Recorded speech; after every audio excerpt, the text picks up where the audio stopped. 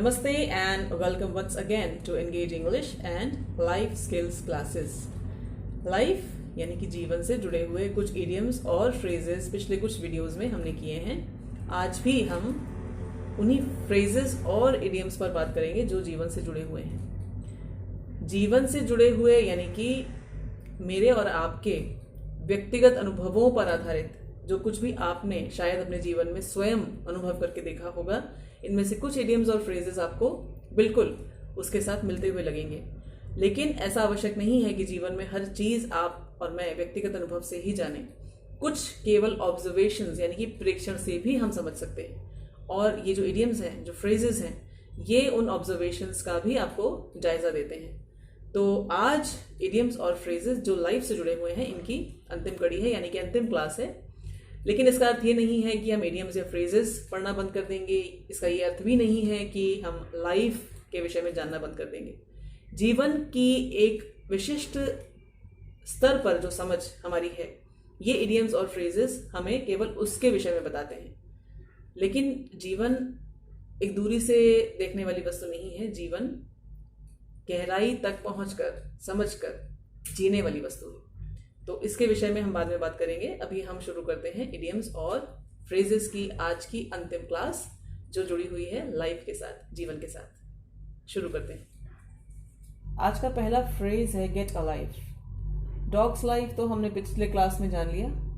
Gate का अर्थ होता है पाना या प्राप्त करना, और इसका अर्थ, इस फ्रेज का अर्थ है start living a Fuller existence, या एक अधिक पूर्ण अस्तित्व या एक बेहतर जीवन जीना आरंभ करना.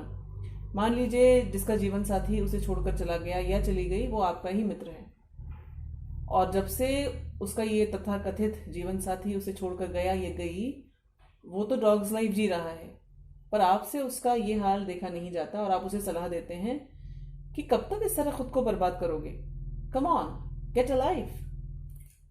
लेकिन अब ये फ्रेज एक इडियम बन चुका है, एक अंतर्राष्ट्रीय मान्यता पा चुका है, और इसका प्रयोग टॉन्ट यानी कि ताना मारने के अर्थ में किया जाता है. मान लीजिए यही मित्र जिसे देखकर आप उसकी सहायता करने के भाव से उसे बार बार समझाने, मोटिवेट करने का प्रयास करते हैं, पर वो आपकी बात नहीं समझता और फ्रस्ट्रेट हो जाता है, यानी हताशा से भरी नाराजगी से आप पर ही खींच जाता है और कहता है स्टॉप इरिटेटिंग मी, यानी मुझे खिजाना बंद करो, गो गेट अ लाइफ.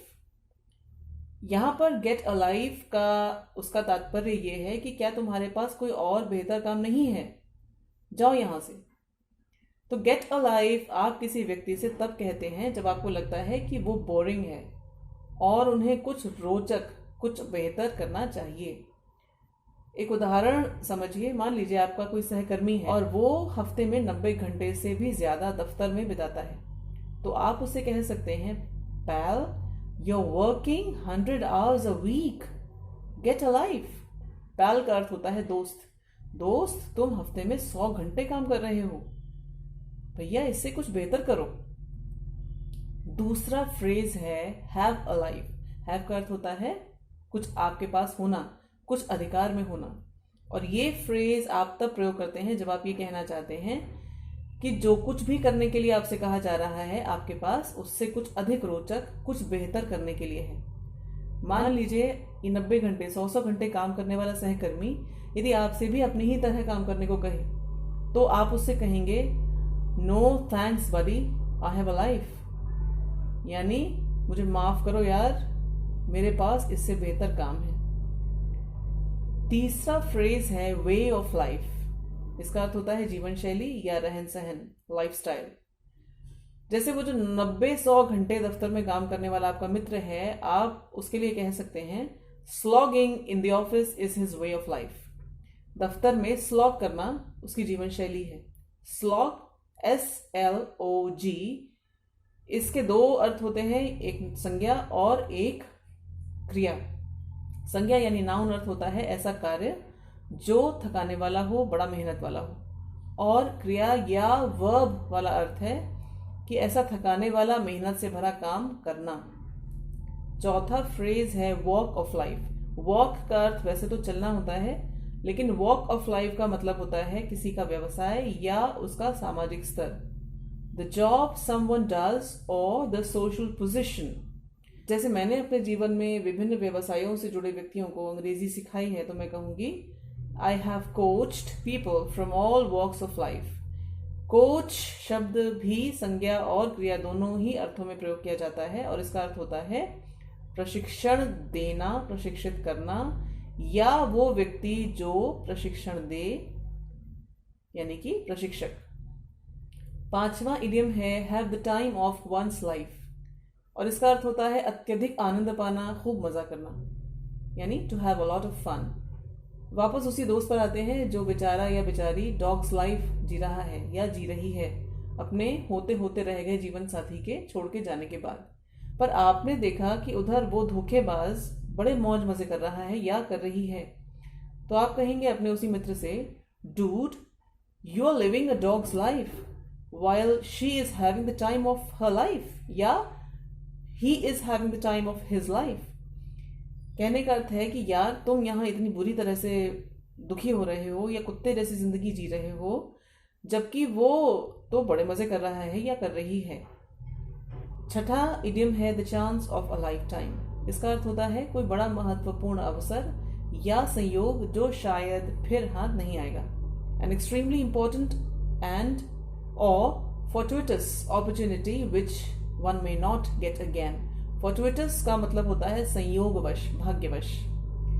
मान लीजिए आपका वही जो 90 से 100 घंटे काम करने वाला मित्र है वो सामान्य ज्ञान में यानी जनरल अवेयरनेस, जनरल नॉलेज में बड़ा अच्छा है और आपको लगता है कि उसे इस तरह स्लॉग करने की जगह कुछ और अच्छा करना चाहिए। उसे केबीसी के लिए यानी कौन बनेगा करोड़पति के लिए प्रयास करना चाहिए और आपके कहने से उसने आवेदन कर भी दिया और उसका बुलावा भी आ गया, तो आप उसे इस अवसर को लपकने के लिए प्रोत्साहित करेंगे।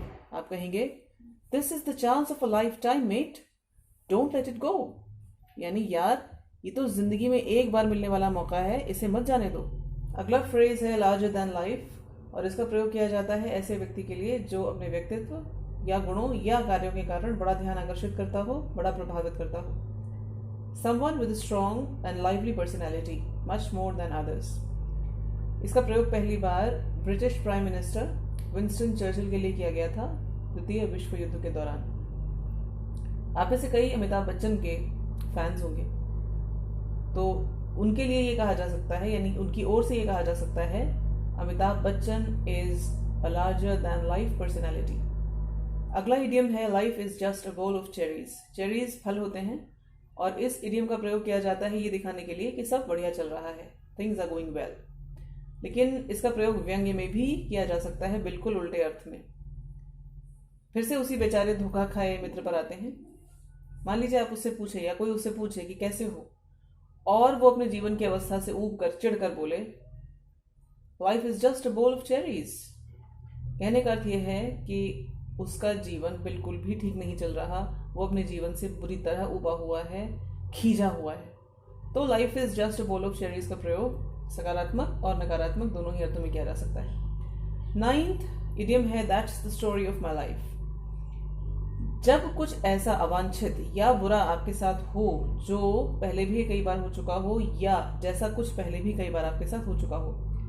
अब मान लीजिए बहुत प्रयत्न करके, बड़ा मोटिवेट करके, बड़ा प्रोत्साहित करके आपने उसी मित्र को अंततः राजी कर लिया टू गेट अ लाइफ और अब वो सामान्य जीवन जीने का प्रयास भी करने लगा है और इसी दौरान उसे एक ऐसा व्यक्ति मिला या ऐसी व्यक्ति मिली जिसके साथ उसे लगा कि वो फिर से एक नया जीवन शुरू करने का प्रयास कर सकता है, लेकिन फिर उसे पता चलता है कि वो व्यक्ति तो पहले से ही विवाहित है।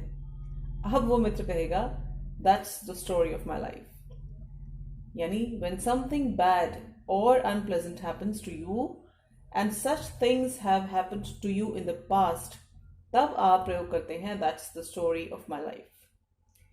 10वां और अंतिम इडियम है the life and soul of something। soul का अर्थ होता है आत्मा और इस इडियम का प्रयोग किया जाता है ऐसे किसी व्यक्ति के लिए जो किसी आयोजन या संस्था आदि की जान हो अपने खुश मिजाजी, अपनी जिंदा दिली के कारण। A person full of vitality and cheer whose presence livens up a gathering। अब यही दोस्त जो आज अ डॉग्स लाइफ जी रहा है, पहले बड़ा ही जिंदा दिल हुआ करता था, बड़ा हंसमुख हुआ करता था, और इसकी खुशमिजाजी के कारण जब भी आप लोगों की किसी मित्रों की मंडली में जब भी आता था तो जोश और आनंद भर जाता था। तो आप इसके लिए कहेंगे, my friend used to be the life and soul of every party, यानी ये ही मित्र हर पार्टी की जान हुआ करता था। तो जीवन यानी कि लाइफ से जुड़े हुए इडियम्स और फ्रेजेस की ये जो अंतिम कड़ी थी, यानी कि अंतिम क्लास थी, ये आज समाप्त होती है। लेकिन इसका ये अर्थ नहीं है कि लाइफ समाप्त हो गई या लाइफ की स्टडी समाप्त हो गई, क्योंकि जो इंग्लिश लैंग्वेज और लाइफ स्किल्स के क्लासेस आगे होने वाले हैं, ये जीवन की एक इससे भी अधिक गहरी समझ पर आधारित होंगे। हमें से कईयों को उत्सुकता होती है जानने की कि जो ऊपर से अनुभव होते हैं, हमें जो हमारे ऑब्जर्वेशंस होते हैं, इनके मूल में क्या है। गहराई से उतर कर यदि जीवन को समझने का प्रयास किया जाए तो जीवन अंत में निकलेगा क्या। और मुझे भी संयोगवश बचपन से ही ऐसी उत्सुकता थी जीवन के विषय में। जो कुछ भी अनुभव हो रहे थे, जो कुछ भी प्रेक्षण थे, उनसे ये उत्सुकता बढ़ती ही जाती थी। और मैंने इसी उत्सुकता के द्वारा प्रेरित होकर बड़ा गहरा जीवन को समझने का प्रयास किया। तो जो कुछ भी मेरी समझ में, छोटी सी समझ में आया, वो सब कुछ मैं आपके साथ बांटूंगी अगले क्लासेस के साथ, अगले क्लासेस में। आज के इडियम्स और फ्रेजेस आप बहुत अच्छे से पुनरावृत्ति इनकी कीजिए, इनको अपनी रोज़मर्रा की जो वोकैबुलरी है उसमें शामिल करने का प्रयास कीजिए। लोगों का जब आप ऑब्जर्वेशन करते हैं, अपने जीवन के अनुभवों को जब आप जीते हैं, तो या कहानियाँ पढ़ते हैं, टेलीविज़न पर कुछ देखते हैं, मूवीज़ देखते हैं, कुछ भी आप इस प्रकार का आपके सामने आता है कोई अनुभव या प्रेक्षण, तो इन्हें अप्लाई कीजिए, इन्हें लागू कीजिए और इन्हें अपनी पक्की भाषा में शामिल कीजिए। और अगले वीडियो में मैं मिलूंगी बिल्कुल मूलभूत जीवन की समझ के साथ, अंग्रेजी और लाइफ स्किल्स की क्लासेस को शुरू करते हुए आपके साथ। नमस्ते।